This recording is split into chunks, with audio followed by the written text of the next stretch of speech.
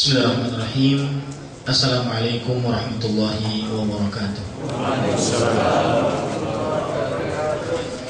Alhamdulillahi rabbil alamin, wa bihi nasta'in ala umuri dunya waddin. Wassalatu wassalamu ala asyrafil anbiya'i wal mursalin, nabiyyina Muhammadin wa ala alihi wa sahbihi ajma'in. Amma ba'du. Alhamdulillah, kita bersyukur kepada Allah Subhanahu wa taala atas seluruh nikmat yang telah Allah Subhanahu wa taala berikan kepada kita. Baik nikmat tersebut yang kita rasakan ataupun yang tidak kita rasakan. Baik nikmat tersebut yang senantiasa selalu kita ingat ataupun yang tidak kita ingat atau pura-pura kita tidak mengingatnya. Segala puji hanya milik Allah Subhanahu wa taala.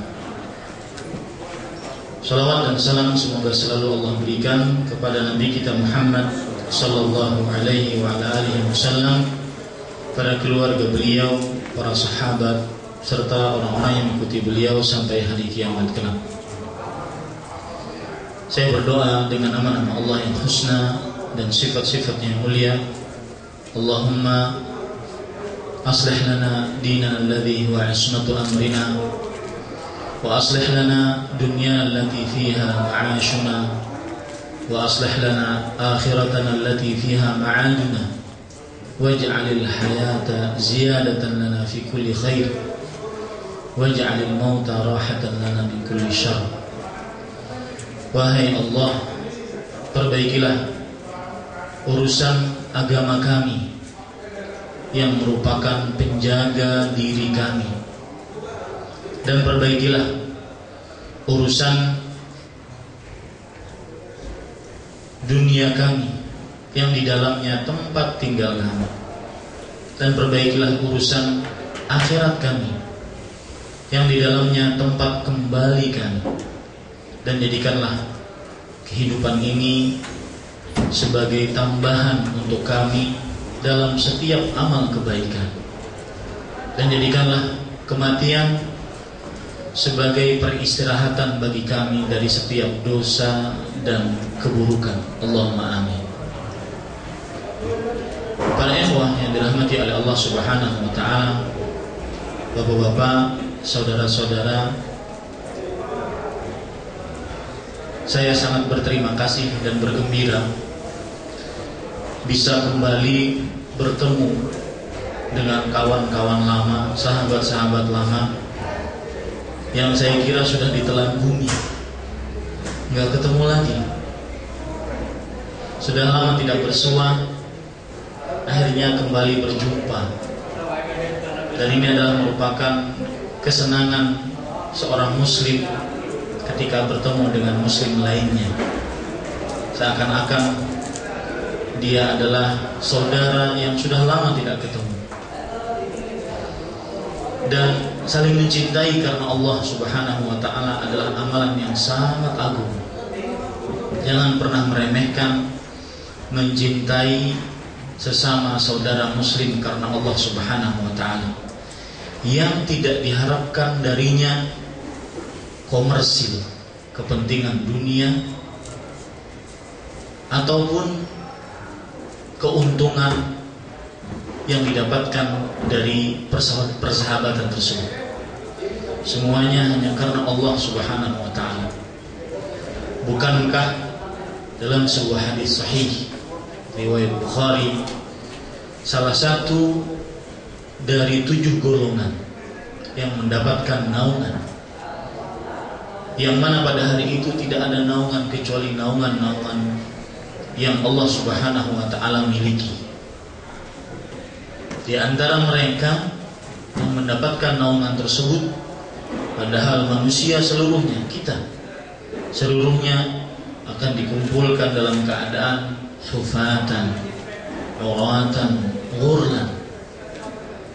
Nabi Muhammad SAW bersabda, innakum mahsyuruna yawmal qiyamah hufatan uratan ghurlan. Sungguhnya kalian akan dikumpulkan nanti pada hari kiamat dalam keadaan tidak memakai alas kaki, tidak memakai sehelai benang pun, dan tidak dalam keadaan terkhitan. Ada tambahan dalam riwayat Imam Ahmad, dalam keadaan buhman, tidak membawa apa-apa.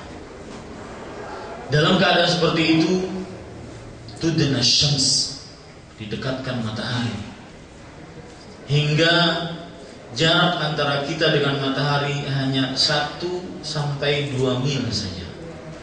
Maka pada saat itu ada orang yang tenggelam dengan keringatnya, ada orang yang keringatnya sampai ke pinggangnya, ada yang sampai ke lututnya, ada yang sampai ke kedua mata kakinya. Di saat genting seperti itu, ada orang yang dengan nyaman mendapatkan naungan. Salah satu dari mereka, rajulani tahabba fillah, ijtama'a alaihi wa iftaraqa alaihi. 2 orang yang saling mencintai karena Allah. Karena Allah, bukan karena kepentingan, bukan karena ingin mendapatkan sesuatu darinya, apalagi kepentingan dunia. Mereka berdua berkumpul karena Allah dan berpisah karena Allah.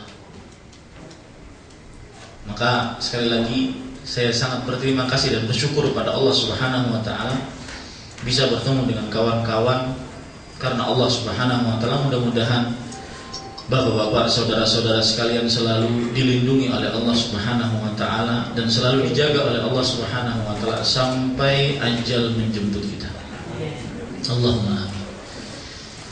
Sebelum kita masuk kepada tema kajian yang berjudul berpuasalah yang hakiki, saya ingin bertanya, ada yang memperhatikan hari ini berapa derajat Celcius panas kita? 43. 43. Jam berapa itu? Siang.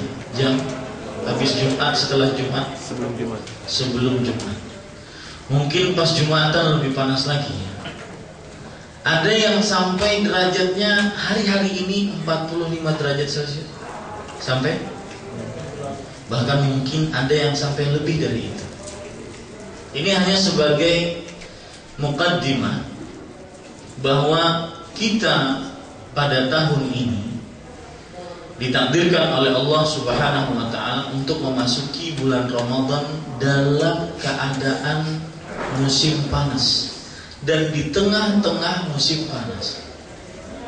Dan bersyukurlah kepada Allah. Loh Ustaz, masa bersyukur? Panas tak? Apalagi di pabrik di samping mesin. Mendingan ngambil cuti. Panas puasa. Saya pernah ditanya oleh salah satu peserta kajian lewat online. Beliau dari Jepang atau dari Austria, saya lupa.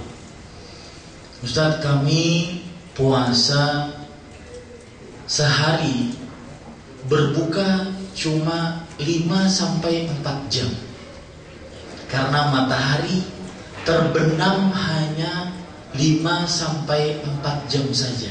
Habis itu terbit lagi. Jadi kalau misalkan sahurnya jam 2:30 atau jangan 2:30, pokoknya dia puasa sekitar 20 jam. Ini bagaimana puasanya? Maka saya jawab, sebelum saya menjawab bagaimana puasanya, saya katakan kepada bapak-bapak dan seluruh penduduk Indonesia yang ada di sana, bersyukurlah kepada Allah.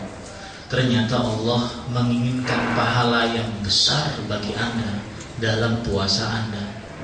Puasa 20 jam, berbukanya cuma 4-5 jam saja. Itu makan kolak juga belum selesai, apalagi sambil bikin bakso belum selesai. Kenapa? Karena ada sebuah sistem dalam pencatatan amal pahala yang disebutkan oleh Rasul sallallahu alaihi wasallam, inna 'idhamal jazaa ma'a 'idhamil bala. Sesungguhnya besarnya pahala sesuai besarnya ujian. Sebesar ujian yang kita dapati, sebesar itu pahala yang kita dapatkan, asalkan kita ikhlas karena Allah Subhanahu wa taala. Kembali ke permasalahan kita. Puasa kita di tengah musim panas. Yang begitu panas, saya tidak tahu di Jubel, di Jubel ada rutubah. Ada. Humid ada. Di Danau juga ada. Di daerah Syarqiyah kebanyakan ada. Ditambah itu, kalau sudah datang rutubahnya, lembabnya, subhanallah, baru keluar seakan-akan kita habis mandi. Menunjukkan bagaimana beratnya puasa kita. Belum lagi ditambah kita kerja dan mengambil shift kerjanya siang atau dapat waktu kerja siang. Sangat berat puasa kita. Inti dari apa yang ingin saya sampaikan adalah, dalam puasa yang begitu berat, dalam puasa yang begitu susah, sulit, bahkan tidak sedikit yang pingsan, tidak sedikit yang kehabisan air di dalam tubuhnya, akhirnya dehidrasi, dia pingsan, tidak sedikit seperti itu. Maka kemudian kalau puasanya cuma dinilai dengan nihil, hanya lapar dan haus, sangatlah rugi orang itu. Ini yang saya kejar. Ini inti dari pembicaraan kita. Bapak-bapak, saudara-saudara yang dimuliakan oleh Allah Subhanahu wa taala, dan pasti bahkan banyak dikatakan oleh Rasul sallallahu alaihi wasallam dalam riwayat Imam Ahmad dan yang lainnya, orang yang berpuasa bagian dari puasanya cuma lapar dan haus, dan itu tidak menutup kemungkinan kita.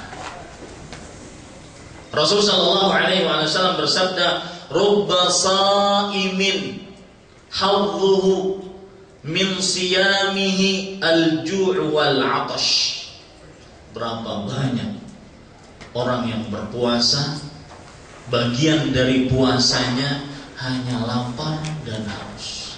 Ingat Pak, dalam keadaan kita puasa, suhu yang begitu panas, ditambah dengan lembab, kemudian kadang-kadang kita tidak mendapatkan sebuah makanan yang kita ingin makan, seperti kita berada di tengah-tengah kampung kita. Berat puasa kita pada tahun ini. Sekali lagi, rugi dengan kerugian yang sangat besar kalau orang cuma menahan makan dan minum, yang hanya dapat lapar dan hausnya saja, gak dapat apa-apa. Gak dapat apa-apa. Bahkan Rasulullah menyatakan ruba dalam bahasa Arab menunjukkan kepada betapa banyak. Dan sekali lagi, tidak menutup kemungkinan itu adalah kita. Jangan menganggap, wah kayaknya itu bukan saya. Afala tuzakkuna anfusakum. Fala tuzakku anfusakum. Jangan kalian mensucikan diri kalian sendiri. Mungkin dari absen orang-orang yang hanya mendapatkan lapar dan dahaga saja, nomor pertama, 10 pertama adalah kita.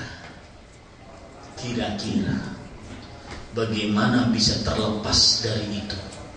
Sebelum kira-kira bagaimana bisa terlepas dari itu, maka saya ingin mengorek kembali kenapa hadis ini bisa seperti ini. Apa sebab orang yang berpuasa sudah menahan lapar, makan, minum, syahwat, bersetubuh dengan istri yang sah, dan seluruh yang membatalkan puasa, dari mulai terbit fajar kedua sampai terbenam matahari, kenapa dia diganjar oleh Allah cuma lapar dan haus? Apa sebabnya? Kenapa Rasulullah SAW menyebutkan itu? Maka hal ini dijelaskan oleh seorang ulama besar, di abad ke-9 Hijriah, yaitu Al-Hafidz Ibnu Rajab Al-Hambali dari mazhab Hambali. Di dalam kitab beliau Lataiful Ma'arif, beliau menyatakan, wa sirru hadza, rahasianya kenapa ada orang yang menahan makan, minum, dan seluruh yang membatalkan puasa dari mulai terbit fajar kedua sampai terbenam matahari, dia sudah tega-teganya pada dirinya. Kemudian dia hanya mendapatkan lapar dan haus saja, tidak mendapatkan apa-apa. Ingat loh Pak ya, kita salah satu keimanan kita kepada Rasul sallallahu alaihi wasallam konsekuensinya adalah at-tasdiqu bima akhbara, mempercayai apa yang diberitahukan oleh Rasul sallallahu alaihi wasallam. Kalau kata beliau banyak dan tidak dapat pahala kecuali lapar dan haus, berarti memang banyak dan ada orang yang enggak dapat pahala dan kecuali haus dan lapar. Rahasianya kata beliau kenapa demikian? Perhatikan. Anna taqarruba ila Allah Ta'ala bitarkil mubahat la yakmul illa ba'da taqarrubi ilaih bitarkil muharramat. Perhatikan, saya sebelum mengartikan perkataan beliau ini, saya ingin nanya dulu. Orang puasa itu Pak, ninggalin apa? Definisi puasa Pak. Bapak kalau puasa itu nahan apa? Pertama, makan. Makan mubah boleh nggak bagi kita asalnya? Boleh nggak? Boleh nggak? Kemudian yang kita tahan selain makan apa? Minum. Asalnya bagi kita minum itu boleh tidak? Boleh. Mubah dalam bahasa Arabnya. Boleh kan? Mubah. Bersetubuh dengan istri di siang hari asalnya boleh tidak? Boleh. Itu semua kita tahan demi puasa, untuk mendekatkan diri kepada Allah Subhanahu wa Ta'ala. Berarti sebenarnya orang berpuasa adalah meninggalkan sesuatu yang apa? Mubah. Dalam rangka mendekatkan diri kepada Allah Subhanahu wa Ta'ala. Saya ulangi, berarti sebenarnya orang berpuasa itu meninggalkan makan, minum, ya, demi mendekatkan diri kepada Allah, meninggalkan hawa nafsu kepada istri yang sah demi mendekatkan diri kepada Allah Subhanahu wa Ta'ala. Nah ini Pak, perhatikan kata beliau. Sekarang saya artikan. Beliau mengatakan mendekatkan diri kepada Allah dengan meninggalkan hal-hal yang mubah. Kita tahan makan minum kita, bersetubuh kita dari mulai terbit fajar kedua sampai terbenam matahari. Ini tidak akan sempurna sampai kita meninggalkan hal-hal yang diharamkan oleh Allah. Kalau ada orang menahan makan halal, menahan minum mubah bagi dia, menahan bergaul dengan istri asalnya mubah bagi dia, dia tahan untuk dia berpuasa karena Allah, mendekatkan diri kepada Allah, tapi masih mengerjakan hal yang diharamkan. Ini namanya tidak puasa hakiki. Makanya beliau kemudian mengatakan, "Faman irtakabal muharramat", barang siapa yang mengerjakan hal-hal yang diharamkan kepada Allah Subhanahu wa Ta'ala, "Tsumma taqarraba ila Allah Ta'ala bitarkil mubahat", kemudian dia mendekatkan diri kepada Allah dengan meninggalkan hal-hal yang mubah, "kaman tarakal faraidha", seperti orang yang meninggalkan hal-hal yang wajib, wa yataqarrabu bin nawafil, tapi mengerjakan hal-hal yang sunnah. Bapak sekarang ini termasuk fikih Ramadan. Saya di Damung sudah beberapa kali menyampaikan, termasuk fikih beribadah dalam bulan Ramadan. Al-ihtimam bil wajibat qabla nawafil, memperhatikan hal-hal yang wajib dalam bulan Ramadan sebelum hal-hal yang sunnah. Coba Pak, ada orang sangat perhatian terhadap sholat tarawih, qiyamul lail, tapi subuhnya bablas. Nah, Betul tidak? Ini keliru ya bapak-bapak, saudara-saudara yang dimuliakan oleh Allah Subhanahu wa taala. Jadi apabila, sekali lagi saya ulangi perkataan beliau, apabila ada orang ingin mendekatkan diri kepada Allah, dia tinggalkan makan, dia tinggalkan minum, dia tinggalkan istrinya, di siang hari bulan Ramadan tidak dia gauli demi puasa, demi mendekatkan diri kepada Allah. Ini benar, cara mendekatkan diri betul, tapi masih mengerjakan hal-hal yang diharamkan. Lisannya tidak dijaga, matanya selalu diumbar dalam hal-hal yang diharamkan oleh Allah, telinganya mendengarkan hal-hal yang diharamkan oleh Allah. Maka orang seperti ini, kata Al-Hafidz Ibnu Rajab Al-Hambali, seperti orang yang ninggalin sholat wajib tapi ngerjakan sholat sunnah. Ada faedahnya? Maaf, ish faedah. Gak ada faedahnya. Ibadahnya khali wali, gak ada faedahnya. Allah Subhanahu wa taala berfirman dalam hadis riwayat Bukhari, hadis qudsi, "Wa ma taqarraba ilayya 'abdi bi syai'in ahabba ilayhi mimma aftaradtu 'alaihi." Tidaklah hambaku mendekatkan dirinya kepadaku dengan sesuatu yang aku paling cintai dibandingkan yang telah aku wajibkan atasnya. Wajib dulu baru sunnah. Seorang yang menjaga sholat 5 waktu di dalam bulan Ramadan, meskipun tidak taraweh, tidak berdosa. Bukan saya ngomporin bapak untuk gak taraweh. Karena ada sebagian orang terlalu semangat qiyamul lail dengan segala macam aktivitas ibadah di malam hari bulan Ramadan. Sholat malam, baca Quran, berzikir, berdoa, bermunajat. Setengah jam, 1 jam sebelum subuh tidur. Subuhnya bablas. Subuh jam berapa? 3:19 menit. Ya, bukan jam 5. Jam 5 malaikatnya udah kabur. Ya. Ini para ikhwan yang dirahmati oleh Allah Subhanahu wa taala. Tadi di Damang saya bercerita tentang prestasi-prestasi yang harus dicapai dalam bulan Ramadan. Ada prestasi wajib yang harus dicapai dalam bulan Ramadan. Kalau tidak dapat prestasi wajib ini, maka dijamin puasanya tidak ada pahalanya sama sekali. Karena wajib. Ditinggalkan berdosa, dikerjakan berpahala. Puasa enggak sholat, tidak ada manfaatnya. Puasa sangat aib sekali dalam bulan Ramadan, yang semestinya kita amalan wajibnya lebih kita tekankan, di samping dengan ditopang dengan amalan-amalan sunnah. Sangat aib apabila bulan-bulan Ramadan subuhnya telat. Sangat aib. Kenapa? Karena rukun sholat adalah ahamul arkan ba'da syahadatain. Rukun sholat adalah rukun yang paling penting setelah 2 kalimat syahadat. Baru setelah itu apa ini? Puasa.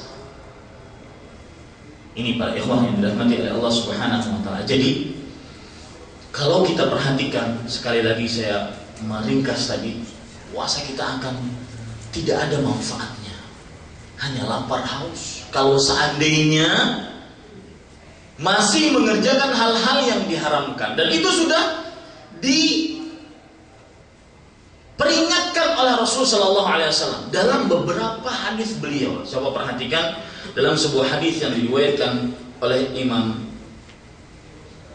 Bukhari dari Abu Hurairah radhiyallahu anhu, Rasulullah sallallahu alaihi wasallam bersabda, "Man lam yada' qaul az-zuri wal 'amal bihi, falaysa lillahi hajatun fi an yada'a ta'amahu wa syarabahu."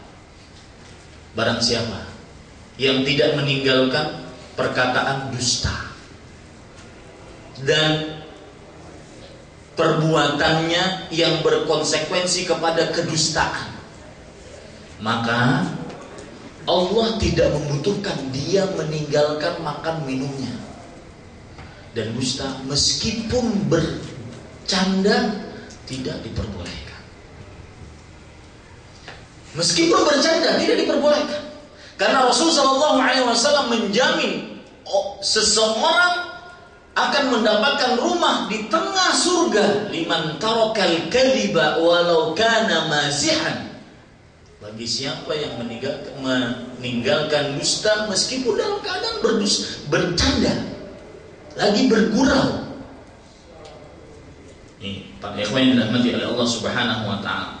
Kemudian dalam hadis yang lain Rasulullah SAW pernah bersabda, dalam hadis riwayat Imam Ibnu Hibban dari Abu Hurairah juga, innas siyama laisa minal akli wasyurbi faqat. Sesungguhnya puasa, menahan, arti siyam itu secara bahasa al-imsak, menahan. Sesungguhnya puasa bukan hanya sekedar menahan makan dan minum. Innamas siyamu minal lagwi warrafas. Lihat, kalau di dalam bahasa Arab ada kata-kata innama, menunjukkan litakhsis, pengkhususan dan pembatasan. Sesungguhnya puasa hanya untuk menahan al-lagwu warrafas.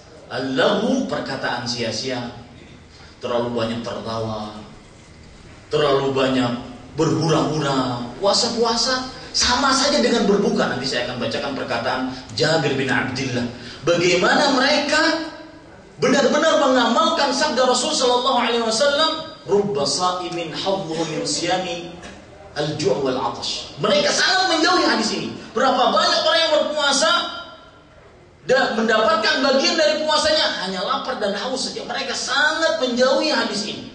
Lihat, nanti saya akan bacakan perkataan para sahabat. Saya ulangi tadi.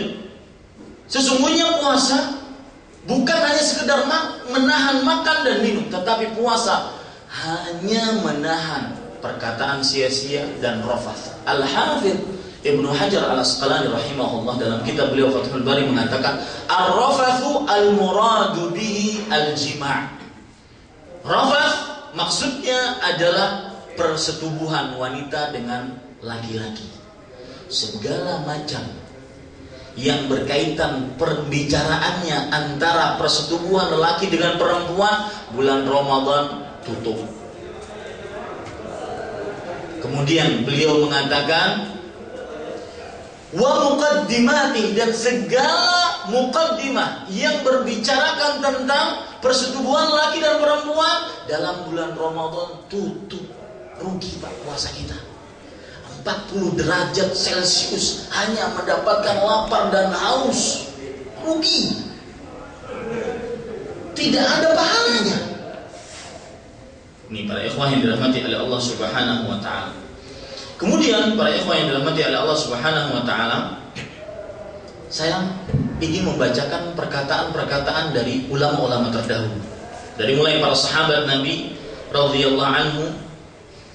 Perhatikan baik-baik. Ada seorang yang bernama Talib ibn Qais rahimahullah, seorang tabi'in. Tabi'in itu siapa?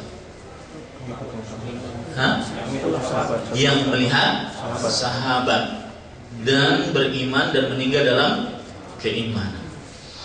Talib ibn Qais bercerita, qala Abu Dzarrin idza sumta fatahfadha mastata'. Kalau kamu berpuasa, kalau kamu sedang berpuasa, maka jaga puasamu semampumu. Jadi benar-benar puasa yang hakiki, puasa yang sebenar-benarnya puasa, bukan hanya sekedar menahan lapar, haus. Ini tingkatan puasa yang paling rendah. Dalam perkataan ulama yang lain seperti perkataan Ja'far, beliau mendengar Maimun rahimahullahu ta'ala mengatakan, inna ahwana shaumi tarku ta'ami wasyarab. Sesungguhnya puasa yang paling rendah tingkatannya hanya meninggalkan lapar, hanya meninggalkan makan dan haus saja. Kemudian Talib ibn Qais sebagai sang murid dari Abu Dzar, ketika mendengar gurunya berkata seperti itu, apa yang beliau lakukan? Fakana taliqun idza kana yaum shaumihi dakhala falam yakhruj illa lis-shalah. Dan Thaliq ibn Qais yang meriwayatkan perkataan Abu Dzar tadi, kalau sudah masuk hari puasanya, beliau masuk ke rumah, tidak keluar kecuali untuk sholat demi menjaga puasa. Dari sinilah seorang yang bernama Jabir bin Abdullah radhiyallahu anhu, disebutkan dalam kitab Musannaf Ibnu Abi Syaibah, mengatakan, "Idza sumta falyasum sam'uka wa basaruka wa lisanuka." Jika engkau berpuasa, jaga nih telinga. Dari apa ya? Dari mendengarkan hal-hal yang diharamkan. Dan Pak, jangan, kalau dalam bahasa Arabnya itu, jangan main mukhatarah dalam diri kita. Jangan main untung-untungan. Jangan jadikan diri kita itu kambing percobaan. Kalau sudah tahu ini alat akan menyeret saya, dengan alat ini mendengarkan hal-hal yang maksiat dalam bulan Ramadan, enggak usah, saya bisa memanage kok. Jangan deh. Tahu diri. Kalau itu alat, berbulan-bulan, 11 bulan saya berhadapan dengan dia, banyak maksiat yang saya lakukan dengan alat ini, bulan Ramadan jangan main-main. Cuma berapa hari Pak bulan Ramadan? 29. Hari pertama, Jumat pertama nggak akan ngerasa, Jumat kedua sampai habis. Jangan pernah main-main. Dan prinsip hidup seorang muslim disebutkan oleh Rasulullah SAW dalam riwayat Muslim, la yuldagul mu'minu fi juhrin marratain. Seorang muslim, seorang beriman tidak akan masuk ke dalam lubang yang sama 2 kali. Makanya termasuk planning sebenarnya yang harus kita kerjakan sebelum bulan Ramadan. Perhatikan di sekeliling kita, apa saja sarana yang mengajak kita untuk masih melakukan hal-hal yang diharamkan, sehingga nanti mendapatkan cuma lapar dan haus saja, masukkan kardus. Udah Ustaz, tapi terbuka kembali kardusnya. Masukkan kardus. Ya, masukkan ke dalam kotak. Jangan dibuka-buka lagi. Ramadan benar-benar tujuannya beribadah kepada Allah Subhanahu wa taala. Kenapa demikian sih? Kenapa harus sih benar-benar bulan Ramadan? Kenapa bukan di bulan yang lain? Pak, kalau kita lihat di tengah masyarakat awam saja, mempersiapkan memasuki bulan Ramadan itu tidak seperti biasa. Coba 3 hari sebelum bulan Ramadan, 2 hari sebelum bulan, nih lagi rame-ramenya, ngapain di tengah masyarakat umum? Apa yang mereka kerjakan biasanya? Nyekar, ziarah kubur, ya kan? Ada lagi, saya baru tahu tadi, ada Betawi monggah. Ada orang Betawi sini? Betul nggak? Monggahan, betul ya? Ngasih kepada tetangga, kepada saudara, sembako-sembako untuk persiapan bulan Ramadan. Ini maknanya di tengah orang awam saja mereka benar-benar ingin mempersiapkan bulan Ramadan. Pertanyaannya tanda tanya besar. Kenapa tidak dipersiapkan juga kalau memasuki bulan Syawal, bulan Dzulqa'dah, Dzulhijjah, Al-Muharram? Kenapa hanya bulan Ramadan yang perlu persiapan? Dan itu bahkan juga Rasul sallallahu alaihi wasallam mempersiapkan itu. Nabi Muhammad sallallahu alaihi wasallam berkata kepada para sahabat, "Atakum Ramadan," hadis riwayat Imam Nasai, "telah datang kepada kalian Ramadan, syahrul mubarak, bulan yang penuh dengan berkah." Beda dengan bulan yang lain, Pak. Penuh dengan berkah. Apa arti berkah, Pak? Bertambah kebaikan dan terus bertambah. Kemudian kebaikannya tersebut terus menerus tanpa terputus. Itu artinya berkah. Jadi kalau kita minta, ya Allah berkahilah rezeki saya, maksudnya ya Allah rezeki saya tambahkan kebaikan di dalamnya, dan kebaikannya banyak dan tetap serta terus menerus. Karena arti berkah itu ada 2. Yang pertama, kathratul khairi wa ziyadatuhu. Yang kedua, thubutul khairi wa dawamu. Kebaikan yang banyak dan terus bertambah. Ini arti berkah yang pertama. Arti berkah yang kedua, kebaikan yang tetap dan terus menerus. Ketika Rasulullah SAW tadi berkata, "Atakum Ramadan," telah datang kepada kalian bulan Ramadan. Ini seakan-akan beliau menggugah para sahabatnya. Wahai para sahabat, beda nih datang Ramadan, bulan yang lain. Bahkan beliau memberikan gelar Syahrun Mubarak, bulan penuh berkah. Dan ini adalah salah satu gelar Ramadan yang paling nyunah dibandingkan kita katakan bulan suci. Bulan Ramadan Mubarak itu gelar Ramadan yang paling nyunah, yang artinya penuh dengan berkah. Salah satu berkahnya saja, Pak, ingin tahu? Dalam sebuah hadis riwayat Imam Ibnu Khuzaimah dan juga Imam Ibnu Hibban, Rasulullah SAW bersabda, "Fihi lailatun khairun min alfi syahr." Subhanallah. Di dalam bulan Ramadan ada sebuah malam lebih baik daripada 1000 bulan. Bahkan kelebih-baikannya ini lebih ditekankan lagi, kata Rasulullah SAW, "Man hurima khairaha faqad hurim." Siapa yang tidak mendapatkan Lailatul Qadar, sungguh dia sangat merugi dengan kerugian yang benar-benar nyata. Bahkan dalam riwayat yang lain Rasulullah SAW bersabda, "La yuhram khairaha illa mahrum."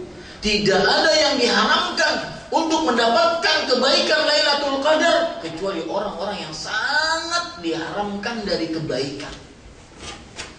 Ini satu dari kebaikan dan keberkahan bulan Ramadan. Yang lain, Rasulullah SAW bersabda, fihi walillahi utaqa'u minan nar wa dzalika kullu lailah. Dan Allah Subhanahu wa taala memiliki hamba-hamba yang dimerdekakan dari api neraka, dan itu setiap malam bulan Ramadan. Keberkahan bulan Ramadan. Makanya Bapak-bapak, saudara-saudara yang dimuliakan oleh Allah Subhanahu wa taala, orang mempersiapkan bulan Ramadan bermacam-macam. Mudah-mudahan setelah ini yang belum tergugah bahwasanya habis 3 hari, 4 hari ini ada bulan berkah. Bulan tidak sembarang bulan. Kalau ada toko Jarir, slogannya not just a book store. Ini bulan Ramadan, not just man, bukan sembarang bulan. Harus ada dalam diri pengagungan bulan Ramadan. Beda karena Rasulullah SAW saja beliau menggugah para sahabatnya, membedakan bulan Ramadan dengan bulan yang lain. Bahkan beliau mengatakan dalam hadis riwayat Bukhari, "Ya baghiyal khairi aqbil wa ya baghiyal syarri aqsir." Wahai orang-orang yang mencari kebaikan, ayo sambut bulan Ramadan, beda dengan bulan yang lain. Ayo siapkan diri Anda, siapkan kesehatan, siapkan kekuatan, harus beribadah dalam bulan Ramadan. Sudah 11 bulan, Pak, nyari memburu dolar dan real. 11 bulan, 1 bulan coba ya, yang lembur-lembur nanti dulu deh. Wah Ustaz, malah lebar punya banyak kebutuhan. Antar dulu, 11 bulan sudah, masa gak cukup mengumpulin 11 bulan? 1 bulan Allah ingin. Dan subhanallah, ada hadis riwayat Imam Ahmad, Rasulullah SAW menyebutkan tentang keistimewaan orang yang meluangkan waktunya untuk beribadah kepada Allah. Kata Rasulullah SAW, "Ya bani Adam, wahai anak Adam." Ada di sini selain anak Adam? Semuanya anak Adam ya? Ada yang ngikutin teori Darwin? Wahai anak Adam, tafarraq li'ibadati, luangkan waktumu untuk beribadah kepadaku. Faedahnya apa? Yang biasa mungkin kita belum sempat ya baca Al-Quran, padahal fasilitas banyak. Mau gadget mana? Semuanya ada. Habis punya gadget, isi aplikasi Al-Quran, seakan-akan ingin baca Al-Quran, ternyata enggak. Mau Quran yang bagaimana? Ada, saya melihat orang-orang yang diluaskan rezekinya, Qurannya bermacam-macam. Ada Quran tajwid, ada warna-warna, ada Quran tafsir, ada Quran perkata, artinya perkata, tapi nggak dibaca-baca. Subhanallah.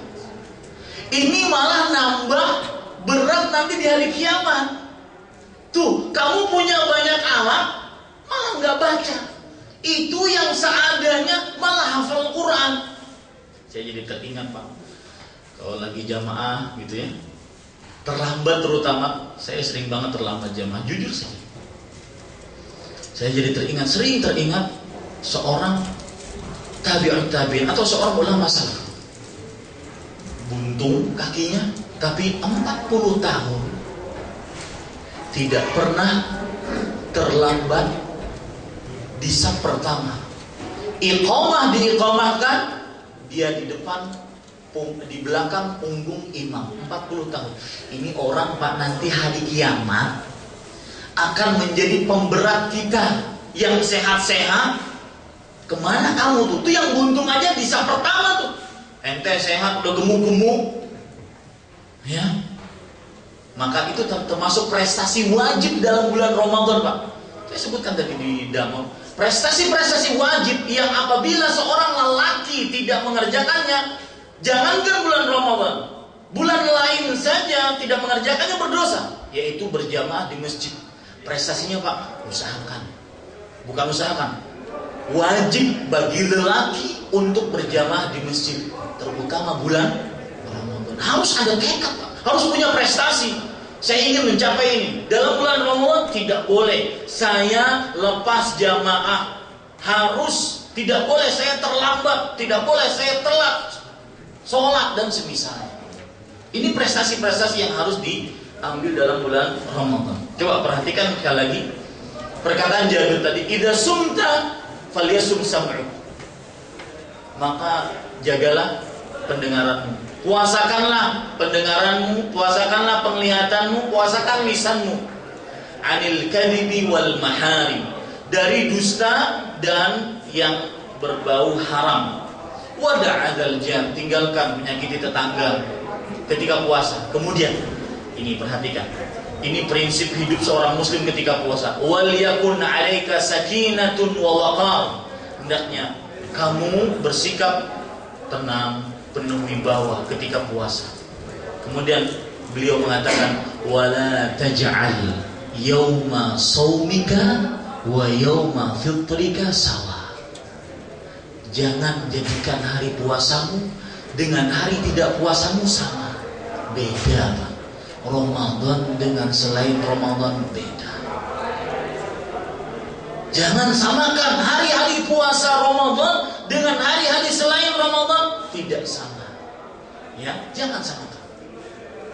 Makanya untuk menjaga ini, Abu Hurairah radhiyallahu anhu disebutkan dalam kitab Hilyatul Auliya, kana Abu Hurairah wa ashabuhu idza shamu qa'adu fil masjid. Ini pelajaran penting.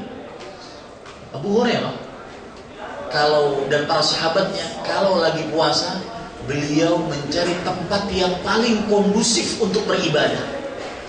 Dan ini sebelumnya dilakukan oleh Rasulullah dengan i'tikaf. Di mana i'tikafnya? Di mall. Alhamdulillah sini, Pak, jauh dari mall. Kalau kita di negara kita puasa susah. Ngadep ke kanan, wah, ngadep ke kiri berbinar-binar, ya, ngadep ke depan banyak yang terbuka auratnya. Maka dari perkataan Abu Hurairah radhiyallahu anhu ini kita bisa ambil pelajaran, kalau puasa cari tempat yang kondusif untuk beribadah. Ketika itu beliau mengajak para sahabatnya, para sahabat Abu Hurairah untuk duduk di masjid. Beliau mengatakan, nutahhiru siyaman, kami mensucikan, membersihkan puasa kami. Karena rugi, Bang. Akan masuk nanti ke dalam hadis Rasulullah SAW tadi, yaitu orang yang berpuasa hanya mendapatkan lapar dan haus saja.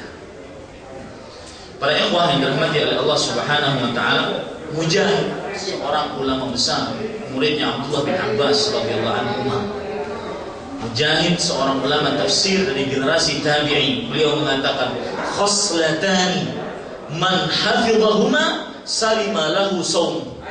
Dua hal yang apabila dijaga dua hal ini selamat puasanya. Yang pertama al-ghibah, yang kedua al-kadhib. Ghibah, menggunjing orang. Yang kedua dusta.